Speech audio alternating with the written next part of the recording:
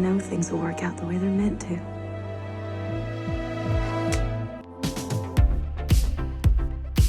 Westworld is coming back after being gone for almost 2 years, which is actually really hard to believe. So much time has passed, the text might have wiped your memory, so I'm here to refresh your reveries and explain everything in chronological order. This show takes place in the not-too-distant future when robots are becoming more human-like in appearance. Two engineers, Robert Ford and Arnold Weber, have perfected humanoid robots so well that they're basically indistinguishable from the real thing. They plan to create a high-end amusement park called Westworld, where the richest 1% can play cowboys with these realistic bots. They can choose to be a hero or a villain, and the robots in the park are called hosts. They operate in predetermined stories called loops unless one of the humans pulls them away from this story. At the end of every day, the host's memories are wiped, ensuring that they will never rise up against their human masters. Oh my, it looks like we're doomed. Suffering makes the host seem more real, so they all have a horrible memory as their cornerstone, the event that defines them. Arnold becomes fascinated with the host named Dolores and sees that she's slowly gaining consciousness. He calls this inner journey for sentience the maze. So you found the center of the maze. He realizes that if the host became sentient, then the park would be a living hell for them. So he wants to shut it down, but Ford disagrees. Maybe he had something different in mind for us. So then Arnold combines Dolores' program with a new villain they've created called Wyatt. He programs her to kill all the other hosts and then himself. And before dying, he quotes Shakespeare. These violent delights have violent ends.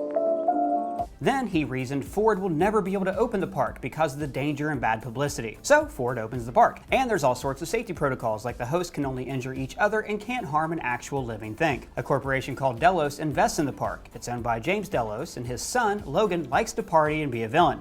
And he brings James's son-in-law, William, to the park since he's entering the family business. Logan really wants William to cut loose, but he's all like, oh no, I'm a good person, I bring my own bags to the grocery. You're being an ass. Then they meet Dolores, who has wandered away from her loop. William catches feelings for her, and they do it on a train.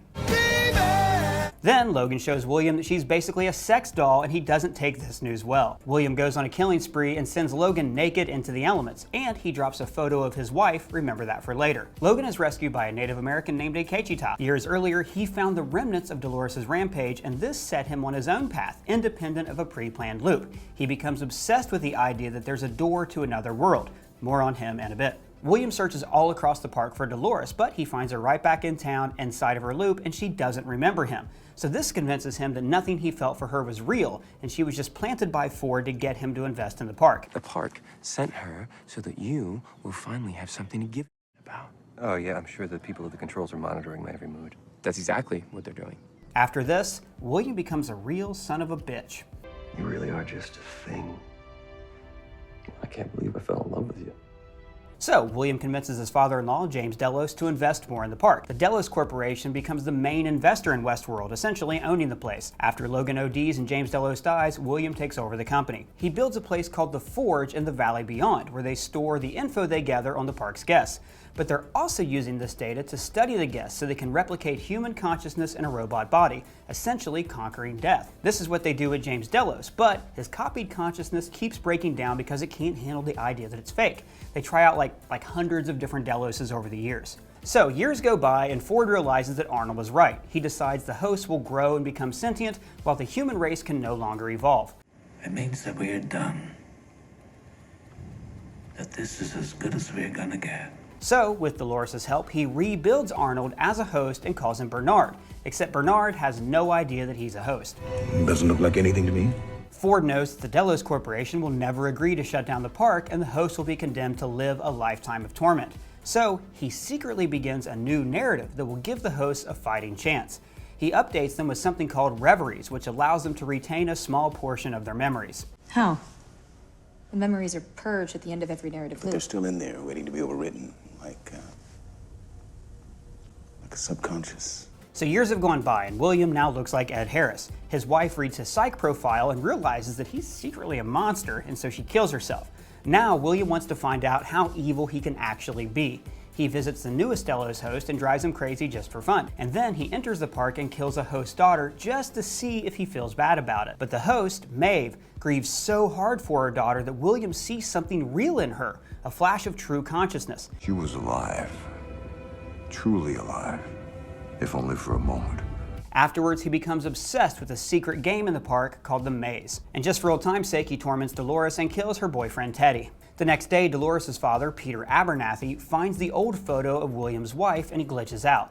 Dolores looks for help and this throws her out of her loop. She wanders the park having flashbacks that she thinks are happening in the present day. Her father is taken to cold storage with the other glitching hosts. Maeve, meanwhile, has been reprogrammed to be the madam of a brothel, but she wakes up during her cleaning and gradually figures out what she really is. She forces a tech named Felix to bump up her stats, giving her increased intelligence, and also the ability to control other hosts the way humans can.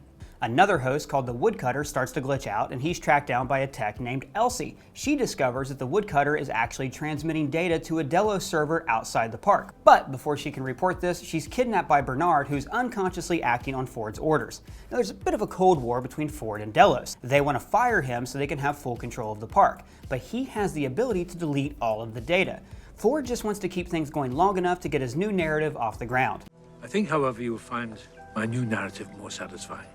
So, Ford orders Bernard to kill a suspicious Delos employee. Then she'll be replaced by Charlotte, one of the higher-ups at Delos. After the Woodcutter was discovered, Charlotte finds another way to smuggle the data outside the park. She places it in the defective brain of Peter Abernathy. What does concern you is giving him a semblance of a personality and getting him on the train, out of the park. Meanwhile, her boss, William, has taken Teddy hostage to help look for the maze and a man named Wyatt, because he doesn't know that Wyatt is really Dolores. Eventually, he runs across Dolores and forces her to show him the maze. So she fights back and manages to actually hurt him, breaking her programming, and this was foreshadowed by this moment in the first episode. William realizes that the maze wasn't a game for the guests, but for the hosts. I tried to tell you, the maze wasn't meant for you.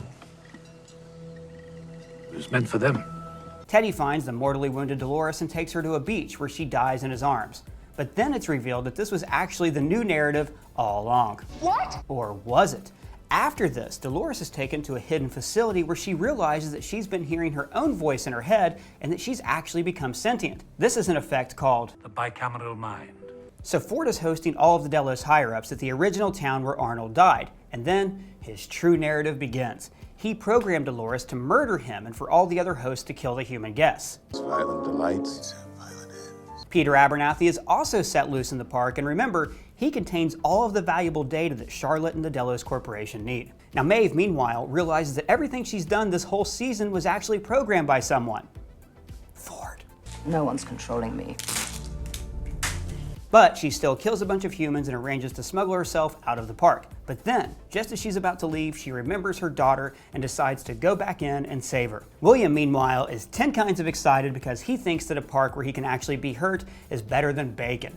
He's excited for the challenge and ready to play a big part in Ford's final game. Now let's talk about Season 2, where a lot of characters are running around the park, interacting, and then running another way, only to find themselves back together again. It can be pretty confusing, so I'm going to condense the timeline for you just a bit. Dolores and Wyatt's personalities have merged, and she's going around the park killing humans and recruiting others to her cause. She shows Teddy that he's not real, and he stays at her side, but he's a little conflicted by all the killing. The Confederados join up too, giving her command of an entire army. Meanwhile, Bernard finds Abernathy, but they're both taken by Dolores' army. And Dolores is very happy to see her dad. I'm gonna get you help, Daddy. I wanna get you help. Charlotte, who, remember, only wants to find the data in Abernathy's head, 35 years of vitally important data. goes back to the base and gets together a strike force to take him back by force. There's a big battle where Dolores expends all of her troops killing the humans, but Charlotte captures Abernathy. So now Dolores and Teddy are on their own, but she's tired of his good guy shtick, so she reprograms him to be a Terminator who answers to her commands. The man who rode that train was built weak and born to fail. Now let's check in with Maeve, whose arc is largely unimportant to the story, but very important to the show's theme of exploring what makes someone real. She wants to go back in the park and find her daughter, so she and Hector and Felix and this other guy travel back into Westworld, where she runs into Dolores and refuses to fight in her war. Well, best of luck. The group is chased by Ghost Nation and actually ends up in a totally different park called Shogun World, whose storylines mirror those in Westworld. They meet a geisha who loves another geisha like she's her daughter, mirroring Maeve's love for her daughter. So the younger geisha dies, turns out love is real, and most importantly, now Maeve can control other hosts with her mind. She returns to Westworld and finds her daughter, but is heartbroken to see that she has a new mother and doesn't even remember Maeve. Mama! But before she can dwell on this, treble bruise. Bernard escapes Dolores and comes to a cave where in the first season he imprisoned Elsie. He apologizes to her and now she knows that he's a host, but she's kind of cool with it. So they discover the crazy Delos clone and Bernard's memory starts hopping around in time. They decide to plug him into the park's backup server so he can find out what's really going on. Then he finds Ford's consciousness is inside the computer, so he downloads himself into Bernard and he follows him around for the rest of the season, telling him what to do. Pick up the dead man's gun, Bernard. He and Elsie set off for the Valley Beyond, where Delos is keeping all the data they gathered on humans. And William is having a great time on his own little side adventure to the Valley Beyond. He meets a copy of Ford, who tells him, "Must get him. Must find the door." He tries to recruit other hosts to help him, like Gus Fring, but Ford arranges a mass suicide to keep him from having too much help from NPCs. He saves this guy's family, but then a proxy Ford tells him, "But I know who you are, William. One good deed doesn't change that." Meanwhile, Dolores hijacks the train and crashes into the Mesa to find her father. She realizes that Charlotte wants whatever is inside his head, so she cuts out his brain, leaving him for dead. Now it's just her and Teddy, and she's all like, "Let's go to the Valley Beyond." And he's like, "You're a monster, I'm killing myself." Back to William. He runs into Maeve, who is all kinds of pissed on account of him killing her daughter, and she almost kills him before the Delos troops intervene. Then he crosses paths with his daughter, who just escaped killer robots in Raja World, another adjacent park. They have a heart-to-heart. "I'm not gonna let you stay here now and go out in some bullshit blaze of glory." But William is obsessed with this game, and he thinks Emily is a host planted by Ford because she knew his psych profile. "I read your profile. Mom left it for me." I never told anyone about my profile. So when Delos troops show up, he murders them and then murders his own daughter because he's convinced that she's a host. But then he sees that she actually has his psych profile and that she was his real daughter all along. What? He starts to doubt whether he's a human or a host, but before he can dig components out of his arm, he runs into his old pal Dolores, and they ride for the Valley Beyond together. Meanwhile, Bernard deletes Ford from his mind, but he still hears him talking. He leaves Elsie at the headquarters and heads to the Valley Beyond all by himself. Dolores finds Bernard, she turns on William, and then the two of them head to the Valley Beyond together. The valley contains the Forge, which is all the data gathered on humans, and Abernathy's brain is the encryption key to access this info. Maeve is also back at the headquarters, and she's all messed up. And then Ford gets in her head and he tells her that you are my favorite. I tried to save you, you're amazing, and now you should go save everyone else. Now remember Nikocevich's door? I believe there is a door hidden in this place. A door to a new world.